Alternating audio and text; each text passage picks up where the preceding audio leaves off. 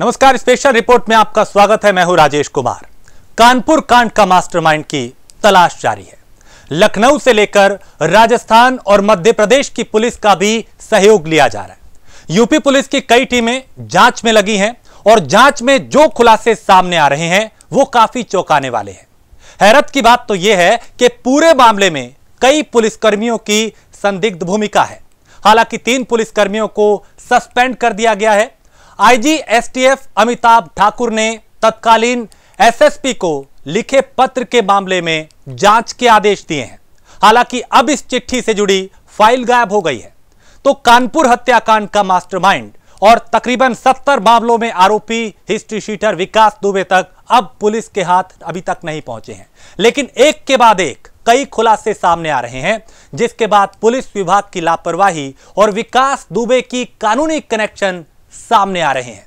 आज हम 10 ऐसे ही बड़े खुलासे दिखाएंगे। कानपुर कांड के पहले 5 बड़े खुलासों पर यह रिपोर्ट देखिए।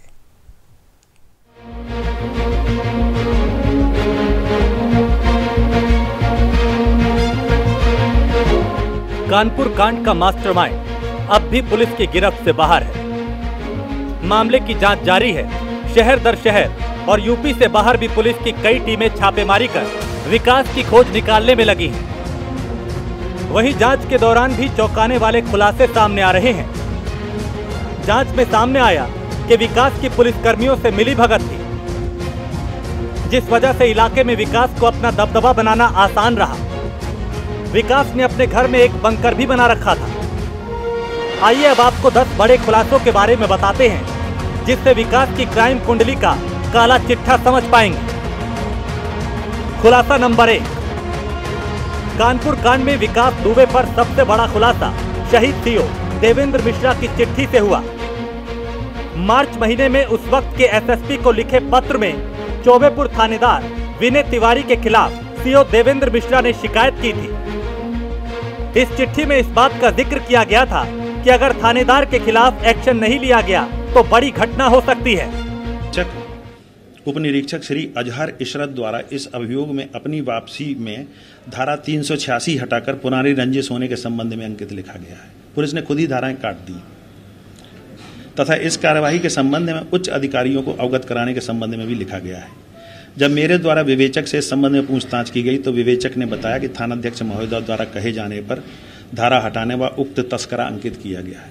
थानाध्यक्ष मतलब विनय तिवारी।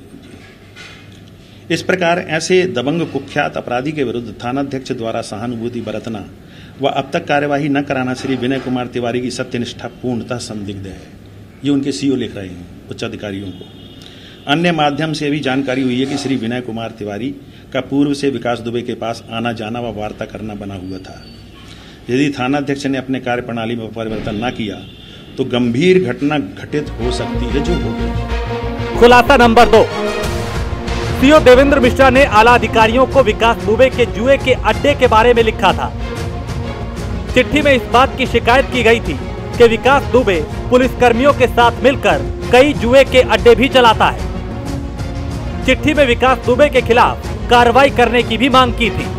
दिनांक 8 मार्च को सीओ साहब बिल्लौर द्वारा जरारी गांव के जंगल में बहुत बड़ा जुआ पकड़ा गया था। उक्त जुआ पिछले लगभग 8 माह से तत्कालीन थानाध्यक्ष सुखराम सिंह रावत व राकेश कुमार मौर्य तथा वर्तमान एसओ विनय तिवारी के संरक्षण में लगातार चल रहा था। ये अधिकारी अपने अधीनस्थ के बारे में उच्चाधिकारियों को बता रहा है। ज्ञात हो कि उक्त जुए का मुख्य संचालक बिजली उपकरणों की 2 डकैतियों रसूलाबाद व रिपोर्टिंग पुलिस चौकी रानिया कानपुर देहात में मय माल के गिरफ्तार हुआ था। अपराधी कौशल किशोर पुत्र भगवान दीन निवासी ग्राम जरारी थाना चौबेपुर था, जिससे क्षेत्र का आम आदमी पीड़ित रहा है। कौशल ही संगठित रूप से पुलिस से व्यवस्था बनाकर जुए का संचालन करता था, जो कि सामाजिक अपराध है।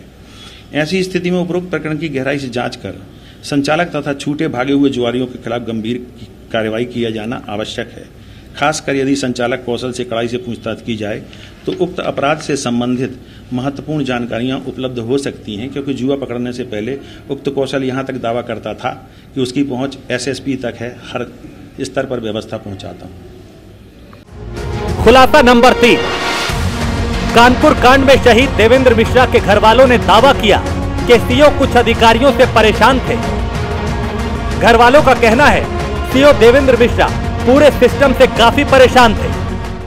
अधिकारियों से नाराज तो नहीं थे, वो पूरे सिस्टम से नाराज थे। क्या है कि जांबाज पुलिस अधिकारी थे और ईमानदारी से अपने कर्तव्य को अंजाम देते थे, दिलेर थे। लेकिन ऐसे व्यक्ति को जब काम ही नहीं करने मिलेगा तो उसके मन में कुंठा पैदा होती है। एक दो बार उन्होंने कहा भी कि यहाँ से हम ट्रांसफ़र ले लेते हैं, तो उनसे पूछा बच्चों ने कि क्यों, क्या दिक्कत है। बोले कुछ लोग कोऑपरेट नहीं कर रहे हैं। बाकी वो कर्तव्यनिष्ठ थे, किसी का नाम ना लिया। बाद में फिर बोले हमारे नीचे के ही लोग हमारा सहयोग नहीं कर रहे हैं, हमारे अधीन के, कैसे काम चलेगा। तो उस समय तो नहीं समझ पाए हम लोग कि क्या बात है। खुलासा नंबर 4, देवेंद्र मिश्रा ने अधिकारियों को कई पत्र लिखे थे। इन शिकायतों से साफ है कि एसओ विनय तिवारी की विकास दुबे से कई कनेक्शन थे। परिजनों ने चिट्ठी के हवाले से दावा किया सीओ देवेंद्र मिश्रा के साथ मिलकर महीने का हिस्सा तय करने की कोशिश की। वो बंद करा दीजिए, किंतु जुआ बंद न कराने पर मेरे द्वारा लिखित व व्हाट्सएप में एसओ श्री विनय कुमार तिवारी को 15 फरवरी को जुआ कराने वाले कौशल की फोटो भेजकर बताया गया कि यही जुआ खिलाने वाला सरगना है। उक्त मैसेज के दिनांक 16 फरवरी को थानाध्यक्ष विनय तिवारी ने देखकर ओके अंकित किया है। उक्त प्रति प्रस्तुत है। ओके लिख दिया लेकिन किया कुछ नहीं। एसओ विनय कुमार तिवारी द्वारा अपने मित्र एडवोकेट विजय तिवारी को लेकर मेरे पास आए, जिन्होंने जुआ को चलने देने व प्रतिमाह पैसे देने की व्यवस्था की बात करने लगे, जिस पर मैंने विरोध कर वापस कर दिया था। खुलासा नंबर 5, देवेंद्र मिश्रा ने इस बात का भी जिक्र किया कि सीओ ने दूसरे थानों की पुलिस के साथ मिलकर विकास दुबे के अड्डे पर छापेमारी की। बावजूद इसके एसओ विनय तिवारी के खिलाफ कोई कार्रवाई नहीं की गई। तत्कालीन एसएसपी महोदय को बताया था तो उन्होंने बताया कि अन्य जगह की पुलिस लेकर बरामदगी व गिरफ्तारी कर लीजिए, जिसके अनुसार मैंने थाना ककवन व बिल्हौर की पुलिस बल आईसीओपी कस्बा बिल्हौर श्री चंद्र प्रकाश तिवारी को लेकर स्वयं ग्राम जरारी में जुआ खेलने वाले स्थान पर सुबह से ही सादे कपड़ों में लगा दिया था। ठीक है, जिसके फलस्वरूप जुआरी पकड़े गए थे तथा रकम लगभग 75,000 रुपये बरामद हुई थी। इस प्रकार एसओ श्री विनय कुमार तिवारी को जुआ न खिलाने के संबंध में लिखित आदेश के बावजूद भी अपने थाना क्षेत्र में जुआ खिलाता रहा, जिससे पुलिस की बदनामी होती रही। जन जन लोगों में चर्चा का विषय बना हुआ था, किंतु इस अनैतिक कार्य में उन्हें शर्म तक नहीं थी, जिसके कारण मेरे द्वारा दिनांक 8 फरवरी को दूसरे थाने की पुलिस लेकर कार्रवाई करनी पड़ी। वो मजबूर थे, काम नहीं करने दिया जा रहा था उनको। तो 5 कहानियां हमने आपको दिखाई कि कैसे उसके गुनाह जो उसने किए और क्या क्या उससे जुड़े हुए जो कानपुर कांड के 10 बड़े खुलासे हैं वो हम आपको दिखाएंगे। 5 हमने दिखाए, 5 और दिखाएंगे। लेकिन एक बात का पहले जिक्र कर दें कि जिस तरीके से ये कांड हुआ उसने उत्तर प्रदेश की कानून व्यवस्था की कलई खोल दी। 5 और खुलासे आपको दिखाते हैं। खुलासा नंबर 6, सोमवार सुबह से ही उस वक्त के कानपुर के एसएसपी और सीओ देवेंद्र मिश्रा की बातचीत का एक ऑडियो टेप वायरल हो रहा है। वायरल ऑडियो टेप को सुनकर साफ हो जाता है कि विकास दुबे को लेकर चौबेपुर के थानेदार विनय तिवारी सख्त नहीं थे, जबकि विनय तिवारी के साथ साथ पूरे पुलिस महकमे को विकास दुबे की करतूतों की पूरी जानकारी थी। विकास दुबे के अलावा कई और अपराध की जांच में भी बिल्हौर थानेदार की भी भूमिका को लेकर शहीद सीओ देवेंद्र मिश्रा ने आला अधिकारियों से विनय तिवारी की शिकायत की थी। हेलो जैन सर खाली हैं सर? क्या जब टाइम हो तो सब मैं बात कर लूँ, थोड़ा सा बताना। बोलो सर। एक जो है भैंसी चोरियों का साहब हमारे यहाँ वो चल रहा था सर, जो है तो रात के जो है 2 बजे 112 नंबर से फोन आया है कि मतलब एक पिकअप जो है गांव वालों ने पकड़ लिया है। उस पर सर एसओ ककवन है, ये इंस्पेक्टर बिल्हौर दोनों गए क्षेत्र में था सर। वहाँ तो मुकदमा लिखवा दिया गया और उसके आधार पर एक गाड़ी और पकड़ी गई, 7 मुलजिम पकड़े गए। इन्होंने साहब अच्छे मुलजिम पकड़े गए तो एसओ ने कहा कि मुझे दे दो, ककवन ने कहा मुझे दे दो 7 का 7। इसने कहा नहीं बहुत बड़ा अच्छा गुड वर्क किया जाएगा और ये किया जाएगा। ये इंस्पेक्टर ने 5 मुलजिम छोड़ दिए, 2 मुलजिम उसको दे दिया कि ले आप इसको चालान कर दो। तो ये साहब कुछ काम वाम नहीं कर रहा, बस यही खुराफात के अलावा काम कर रहा है सर ये बिल्हौर वाला। एक सेकंड होल्ड करो। खुलासा नंबर 7, ऑडियो टेप में साफ है कि थानेदार सीओ देवेंद्र मिश्रा को साथ लेकर काम नहीं करते थे, ना ही मामले की जानकारी अपने सीओ तक पहुंचाते थे। बावजूद इसके शहीद सीओ देवेंद्र मिश्रा के कई बार शिकायत करने पर भी आला अधिकारियों ने कोई कार्रवाई नहीं की। से आप पूछ लें, अभी नहीं तो 2 दिन तक वो 7 मुलजिम बैठे रहे, 2 दिन तक मुलजिम बैठे रहे साथों। तुमने और आप सीओ से पूछा, जब सीओ के संज्ञान में था तो सीओ को पहले कन्विंस करते कि भाई ये ऐसा ऐसा क्या करना है, तब आप बताते। मैं आज सर उपलब्ध नहीं हो पाए सर, मैं आज भी सर के पास गया था साहब के। आज तो मेरी ड्यूटी लगी थी आगरा में। आप कब मुलजिम आज से थोड़ा बैठे हैं, मुलजिम 3 दिन से बैठे हैं सर। कोई मैंने मतलब क्या आपको सीओ से मतलब नहीं है? आप जो है रेप वाला मुलजिम आपने छोड़ दिया, मुझसे बताया तक नहीं। अगर जब रेप वाला मुलजिम का जब मर जाती लड़की तो सीओ सस्पेंड होता, क्योंकि हरिजन था वो। आप जो नहीं अपने बिना मनमानी कर रहे हैं आप। किसकी बात कर रहे हैं साहब? मैं वही मैन कर रहा हूँ जो पब्लिक वालों ने पकड़ा था, उसमें भी आप इसी तरह किए हैं। अभी वो आदि मुकदमा भी है, जिसकी लड़की थी वो भी है, कटिहार को जो छोड़ा गया था वो भी है। मेरे पास पूरा मैं सामने पेश कर सकता हूँ। खुलासा नंबर 8, गैंगस्टर विकास दुबे राज्य मंत्री संतोष शुक्ला की हत्या का भी आरोपी है। संतोष शुक्ला के भाई मनोज शुक्ला का कहना है, शुरू से ही पुलिस विकास दुबे के दबाव में काम करती थी। कई हत्याओं के बावजूद पुलिस के हाथ विकास दुबे के गिरेबान तक नहीं पहुंच पाए। मनोज शुक्ला का कहना है, शुरुआत से ही विकास दुबे स्थानीय पुलिस को मैनेज करके काम करता था। सिवली इंटर कॉलेज के सामने कुछ जगह पड़ी थी जहां पे इसने कब्जा करने का प्रयास किया और मार्केट बनाने के लिए उसने उस जगह को घेरा, लेकिन तत्कालीन प्रबंधक स्वर्गीय सिद्धेश्वर पांडे जी ने उसका विरोध किया। इसने उसी कॉलेज के गेट पे उनकी निर्मम हत्या कर दी। कई घंटे उसकी डेड बॉडी उनकी पड़ी रही, लेकिन सिवली थाने की पुलिस वहां पे नहीं पहुंची।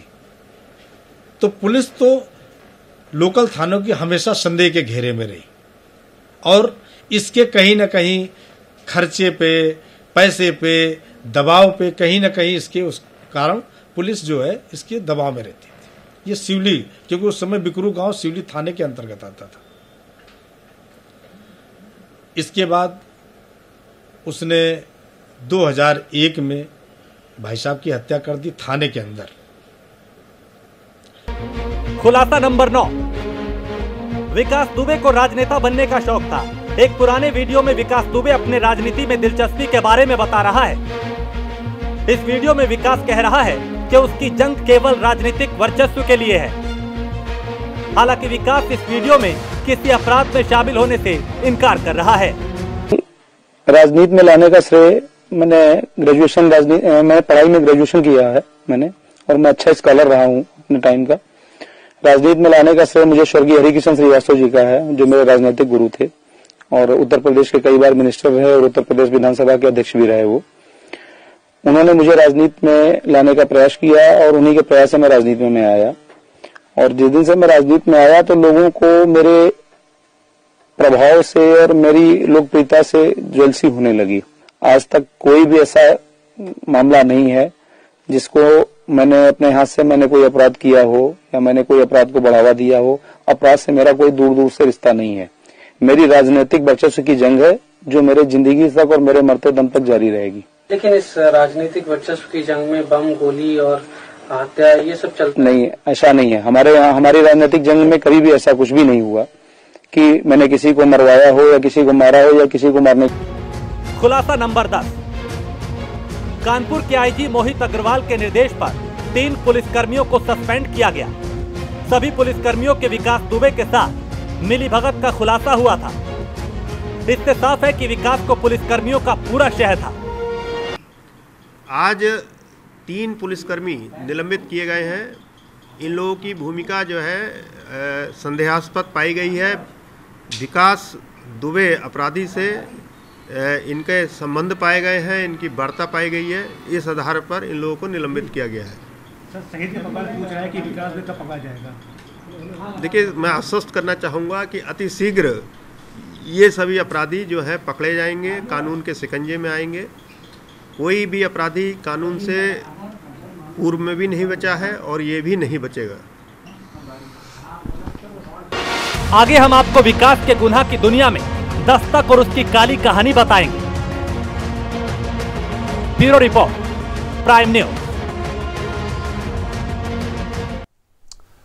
तो विकास दुबे ऐसा नाम जो रातों रात यूपी के कानपुर के गांव से निकलकर पूरे देश की जुबान पर चढ़ गया। कोई उसे हत्यारा बुला रहा है और कोई एनकाउंटर करने की मांग कर रहा है, तो कोई उसे कड़ी से कड़ी सजा देने की मांग कर रहा है। यूपी का एक ऐसा गैंगस्टर जिसे खोजने के लिए यूपी पुलिस की 20 से ज्यादा टीमें लगी हैं। लखनऊ से लेकर कानपुर तक के सभी आला अधिकारी विकास दुबे की तलाश में जुटे हैं। कानपुर के खलनायक पर आज की हमारी विशेष पेशकश, विकास का रक्त चरित्र।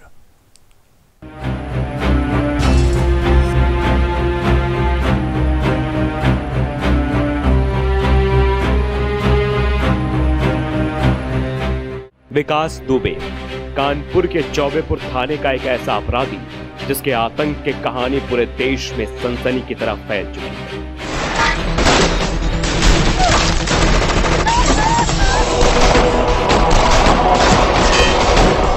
कोई उसे 8 पुलिस वालों का हत्यारा कह रहा है, तो कोई उत्तर प्रदेश में आतंक का दूसरा नाम। लेकिन चौबेपुर के इस गैंगस्टर का रक्त चरित्र नया नहीं है। चौबेपुर में पंडित जी के नाम से जाना जाने वाला विकास के अपराध की कहानी उसके उम्र से भी लंबी है।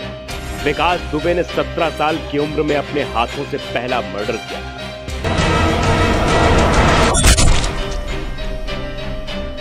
और इसके बाद विकास गुनाह की सीढ़ियों पर चढ़ता ही चला गया।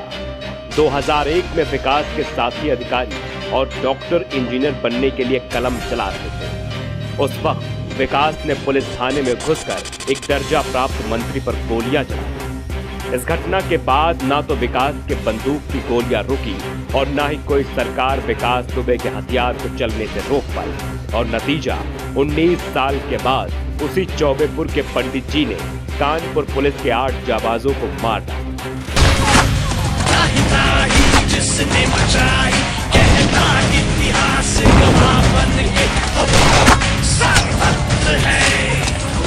हैरत की बात यह है कि राज्य मंत्री हत्याकांड में कोई भी प्रत्यक्षदर्शी गवाह बनने को तैयार नहीं हुआ।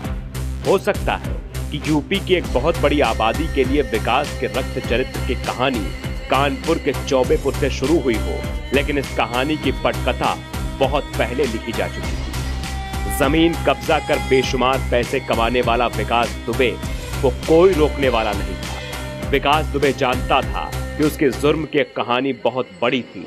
अपनी सुरक्षा के लिए विकास ने किलानुमा घर तैयार कर रखा था। गांव के लोगों में विकास का काफी खौफ है। डर की वजह से लोग उसकी इज्जत करते हैं और यही वजह है कि पुलिस के दबिश की सूचना के बावजूद विकास भागा नहीं और पुलिसकर्मियों से लोहा लेने के लिए रुक गया।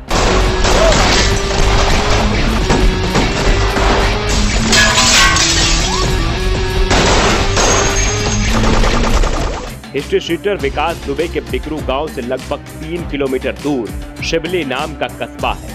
पढ़ाई में ठीक ठाक विकास ने राजनेता बनने की चाहत में जुर्म का रास्ता खोजा। विकास दुबे ने दूसरा कत्ल 2000 में किया।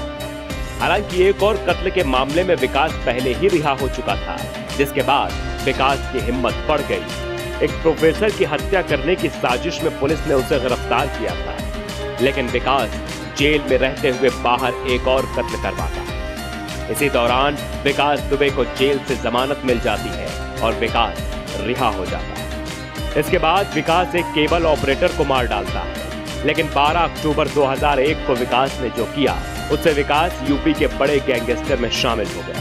अब बात उस कत्ल की जिसने विकास को यूपी का सबसे खतरनाक कातिल बना दिया। उत्तर प्रदेश का एक नेता जो राजनाथ सिंह की कैबिनेट में दर्जा प्राप्त राज्य मंत्री है, नाम संतोष शुक्ला। संतोष शुक्ला विकास दुबे के इलाके से आते थे। एक रैली के दौरान दोनों के समर्थक आपस में भिड़ गए।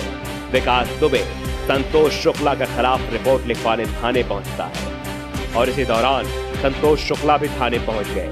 संतोष शुक्ला तो राज्य मंत्री थे और पुलिस ने उन्हें ज्यादा तवज्जो दी। ये बात विकास दुबे को नागवार गुजरी और विकास दुबे ने थानेदार के कमरे में कई राउंड गोलियां संतोष शुक्ला के जिस्म में उतार। इस घटना को अंजाम देने के बाद विकास गिरफ्तार होता है, लेकिन हैरत की बात ये कि इस घटना का कोई भी चश्मदीद कोर्ट में गवाही देने नहीं पहुंचा। और विकास को जमानत मिल गई। गांव के लोग दबे मुंह बताते हैं कि 1995 में पंचायत चुनाव में अपने विरोधी पर हमला किया था। ऐसा विकास ने अध्यक्ष पद पर अपने आदमी को बैठाने के लिए किया था। जानकारी के अनुसार उस रात की कहानी भी काफी खौफनाक है। शाम करीब 7 बजे कुछ लोग मोटरसाइकिल से आए और बम मारना शुरू कर दिया। दीवारों पर मांस के टुकड़े चिपके थे। मृतकों के शरीर ढाल बनाकर ही विकास जुर्म की सीढ़ियां चढ़ता गया। और जब गिरफ्तारी की बात आई तो विकास ने थाने के भेदिया के साथ मिलकर 8 पुलिसकर्मियों को मौत के घाट उतार दिया। आगे हम आपको बताएंगे कि आखिर विकास दुबे को पकड़ने के लिए यूपी पुलिस क्या कर रही है। Bureau report prime.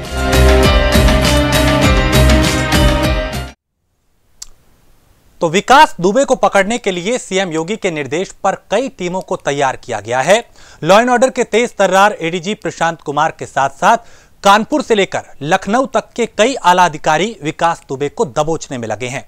कानपुर के आईजी मोहित अग्रवाल भी रविवार को विकास दुबे के गांव पहुंचे और जांच अधिकारियों को कई निर्देश दिए। विकास दुबे की गिरफ्तारी के लिए पुलिस ने कैसा चक्रव्यूह रचा और 2 जुलाई की काली रात को आखिर चौबेपुर गांव में ऐसा क्या हुआ था जिसके बाद एक गैंगस्टर के रक्त चरित्र की कहानी पूरे उत्तर प्रदेश में खौफ का दूसरा नाम बन गई। ये रिपोर्ट देखिए। इस पूरी घटना के लिए जिम्मेदार किसी भी अपराधी को बख्शा नहीं जाएगा।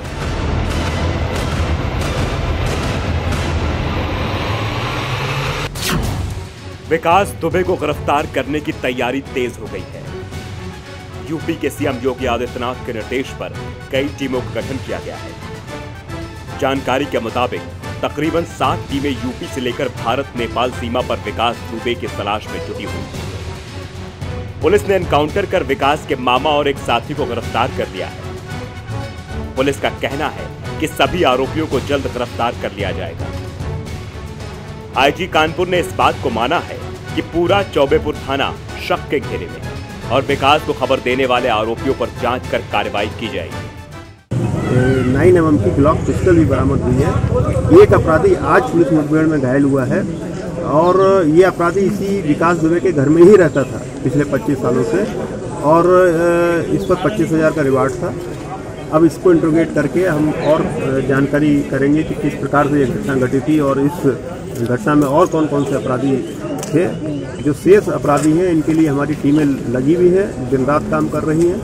एसटीएफ भी लगी है और मुझे उम्मीद है अति शीघ्र हमको अच्छे परिणाम इसमें देखने को मिलेंगे। जो चौबेपुर पुलिस की भूमिका है उस पर क्या कहना चाहिए? देखिए, चौबेपुर पुलिस पर लगातार सवाल उठ रहे हैं और उसको लेकर के हम अपनी जांच कर रहे हैं और जांच के दायरे में चौबेपुर में तैनात सभी पुलिसकर्मियों को रखा गया है। इसके साथ ही आसपास के जो थाने थे जिनको इस ऑपरेशन की जानकारी थी उन थानों के फोर्स को भी इसमें रखा गया है। जैसे ही हम इसको चिन्हित कर लेंगे कि किसने इस ऑपरेशन की सूचना इस अपराधी को दी थी, हम उसके विरुद्ध मर्डर का उनको मुलजिम मानते हुए उनको जेल भेजेंगे और उनको विभाग से बर्खास्त करेंगे। पुलिस का कहना है कि विकास ने पुलिस के लूटे हुए हथियार अपने बंकर में छिपाए हैं। साथ ही दीवारों को तोड़कर हथियार निकाला जा रहा है। कि वो ऑपरेशनल जरूरत के लिए कहा गया था या किस कारण से कहा गया था और इसमें कुछ जानकारी इस टाइप की मिली है कि ये 2 बजे के आसपास ये फोन हुआ था जब ये इनकाउंटर हो चुका था। तो अभी इसमें कुछ कहना जल्दी है, अभी इस पर जांच डिटेल में की जा रही है। सर, 24 घंटे के अंदर क्या पुलिस ने कुछ कोई इनके जहाँ तलाशी ली गाँव में उसमें क्या कोई बम या कोई यहाँ सही कुछ कल बरामद किए गए हैं? देखिए, पुलिस को जानकारी मिली थी कि पुलिस को लूटे हुए असले ये भागते समय जो है अपने मकान के नीचे कुछ बंकर इसके बने हुए हैं उसमें दबा करके गए हैं और साथ ही ये अपराधी किस तरह से कुछ लोग जो है ब्लैक मनी को दीवारों में चुन करके रखते हैं, इसी तरह ये अपराधी दीवारों में असलों को और कारतूसों को चुनवा करके रखता है। पुलिस को इस तरह की सूचना थी। इसी सूचना पर पुलिस ने इसकी कुछ यहाँ पर खुदाई और दीवारों को तोड़ने का काम किया था और उसमें पुलिस को काफ़ी मात्रा में जो है भारी मात्रा में कुछ हथियार और बारूद बरामद हुए।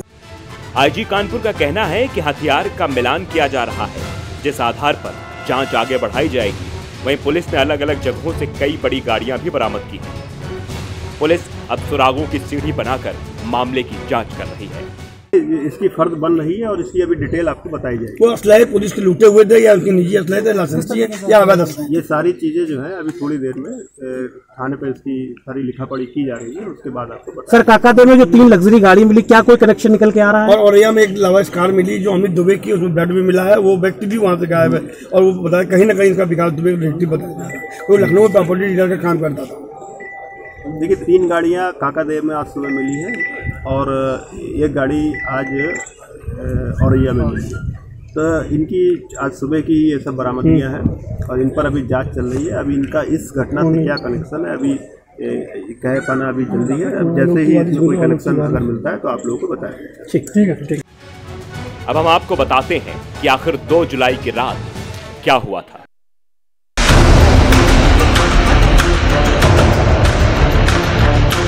कानपुर के साथ साथ पूरे उत्तर प्रदेश में विकास दुबे के नाम 60 से अधिक FIR दर्ज है। पुलिस विकास दुबे को गिरफ्तार करने के लिए निकली थी। पुलिस टीम की अगुवाई DSP देवेंद्र मिश्रा कर रहे थे।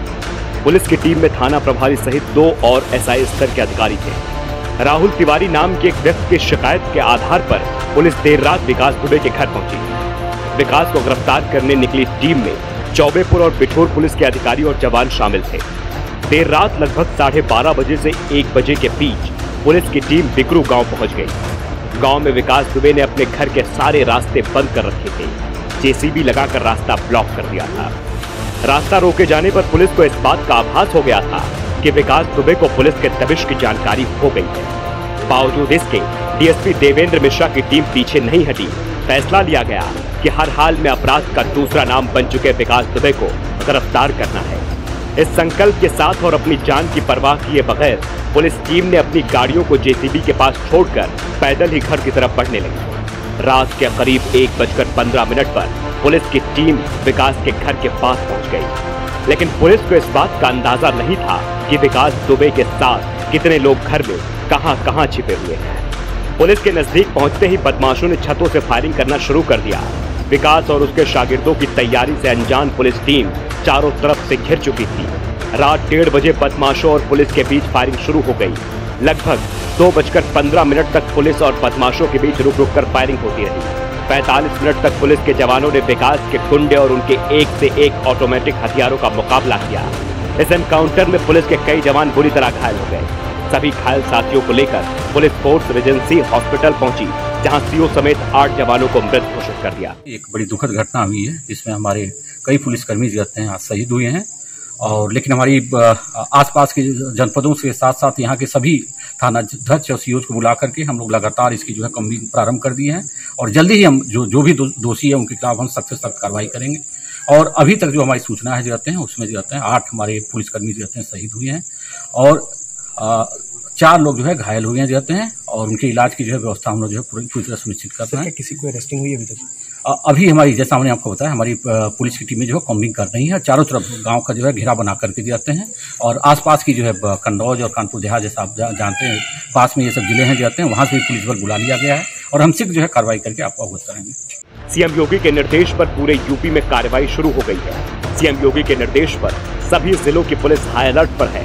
विकास दुबे और उसके साथियों को पकड़ने के लिए ग्रेटर नोएडा में भी सभी गाड़ियों की सख्ती से जांच की जा रही है।